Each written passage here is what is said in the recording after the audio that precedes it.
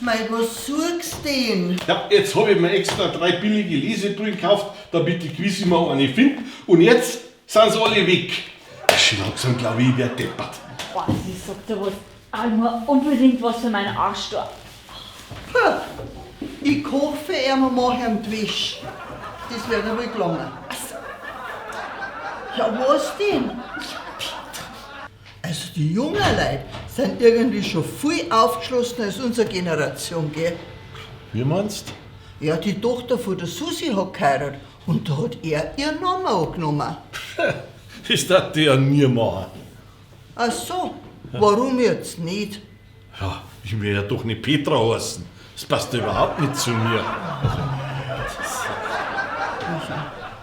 Hey, was machst denn du? Warum? Achso, ich hab der Holden versprochen, dass ich euch koche. Gibt's eine Biersuppe? Nein, ein Schweinsbraten. Und dazu saufst du 6 halbe. Ein Geschmarren.